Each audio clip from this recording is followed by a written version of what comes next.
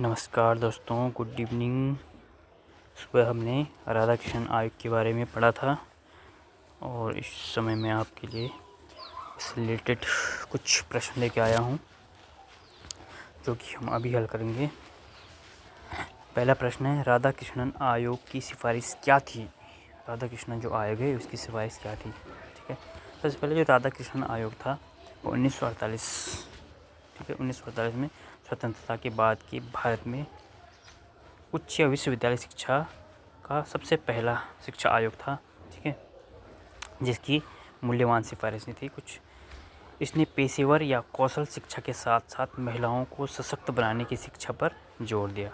पेशेवर या कौशल शिक्षा के साथ साथ महिलाओं को सशक्त बनाने की शिक्षा पर जोर दिया। 1949 में राधा कृष्णन आयोग की सिफारिशें 1917 में कलकत्ता विश्वविद्यालय आयोग की सिफारिशों के सदृश हैं, ठीक है। प्रश्न नंबर दूसरा है, राधा कृष्णन आयोग 1948 क्या था? राधा कृष्णन आयोग 1948 क्या था? यह स्वतंत्र भारत का पहला शिक्षा आयोग था। इसे विश्वविद्यालय आयोग भी कहा जाता है क्योंकि इसकी नियुक्ति विश्वविद्यालय स्तर की शिक्षा व्यवस्था संरचना की जांच करना और तत्कालीन समस्याओं का पता लगाना, इसके संदर्भ में भारत सरकार को अवश्य सुझाव देना था, ठीक है। प्रश्न नंबर तीसरा है, राधा कृष्ण आयोग का शिक्षा में क्या योगदान था? राधा कृष्ण आयोग का शिक्षा में क्या योगदान था? तो राधा कृष्ण ने 10+2+3 की शैक्षिक संरचना का प्रतिपादन किया, ठीक है, 10+2+3, ठीक है, की शैक्षिक संरचना का प्रतिपादन किया, जिसकी प्रासंगिकता को स्वीकार करके शिक्षा आयोग 1964 से 66 में भी इसके लिए सुझाव दिया गया।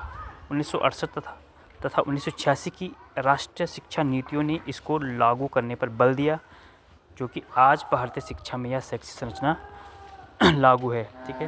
वैसे तो आज अब क्या है, नेशनल NEP 2020, ठीक है, राष्ट्रीय शिक्षा नीति 2020 अब लागू हो चुकी है, जिसमें कि अनेक नई नीतियां हैं जो कि क्या आजकल विद्यालयों में लागू की जा रही है, ठीक है। अगला प्रश्न है प्रश्न नंबर 4, राधा कृष्णन आयोग के अनुसार उच्च शिक्षा के उद्देश्य क्या हैं? राधा कृष्णन आयोग के अनुसार उच्च शिक्षा के उद्देश्य क्या हैं? राधा कृष्णन ने सुझाव दिया कि शिक्षा का उद्देश्य मन की निर्भयता, विवेक की शक्ति और उद्देश्य की अखंडता जैसे मूल्यों का विकास करना होना चाहिए। आयोग ने सिफारिश की कि उच्च शिक्षा का उद्देश्य होना चाहिए ज्ञान विकसित करके जीवन जीने की जन्मजात क्षमता को जगाना। क्या होना चाहिए मुख्य उद्देश्य? ज्ञान विकसित करके जीवन जीने की जन्मजात क्षमता को जगाना ही मुख्य उद्देश्य बताया है राधा कृष्णन आयोग ने। प्रश्न नंबर 5 है, डॉक्टर राधाकृष्णन की अध्यक्षता में विश्वविद्यालय शिक्षा आयोग की स्थापना कब हुई थी? डॉक्टर राधाकृष्णन की अध्यक्षता में विश्वविद्यालय शिक्षा आयोग की स्थापना कब हुई थी?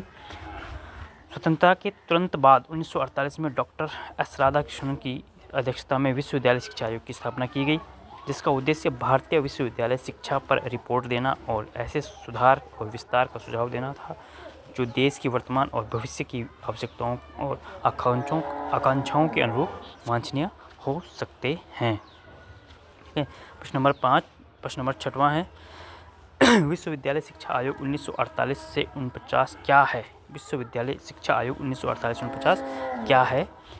तो यह स्वतंत्र भारत का पहला शिक्षा आयोग था। आयोग के शब्दों में इस आयोग की नियुक्ति का उद्देश्य है भारतीय विश्वविद्यालयों पर रिपोर्ट देना और देश की वर्तमान और भविष्य की आवश्यकताओं के अनुरूप सुधार और विस्तार का सुझाव देना था, ठीक है।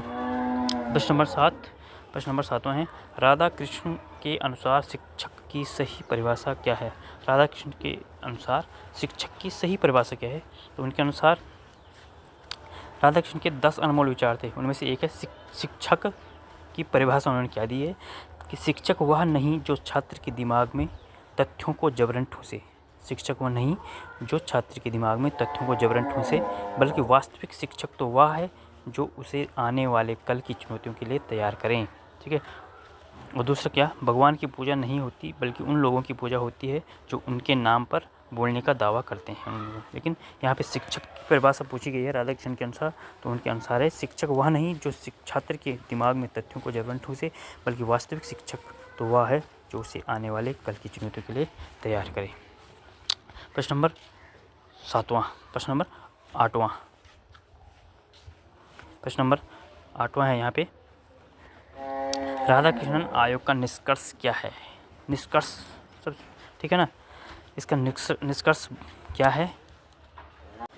राधाकृष्णन आयोग का निष्कर्ष निकलता है, यह कहता है कि इसकी नियुक्ति विश्वविद्यालय स्तर की शिक्षा व्यवस्था संरचना की जांच करना और तत्कालीन समस्याओं का पता लगाना, इसके संदर्भ में भारत सरकार को आवश्यक सुझाव देना था। ठीक है, इसका मुख्य कार्य था इसकी नियुक्ति विश्वविद्यालय स्तर की शिक्षा व्यवस्था करना, संरचना की जांच करना और तत्कालीन समस्याओं का पता लगाकर इसके संदर्भ में भारत सरकार को आवश्यक सुझाव देना था।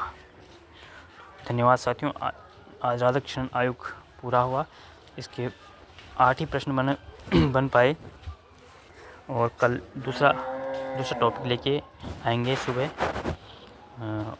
आज राधाकृष्णन आयोग का टॉपिक पूरा हुआ और इसको लाइक, शेयर और चैनल को ज़रूर सब्सक्राइब करें, जिसने नहीं किया है वो सब्सक्राइब भी कर दें। तो आज के लिए इतना ही, धन्यवाद।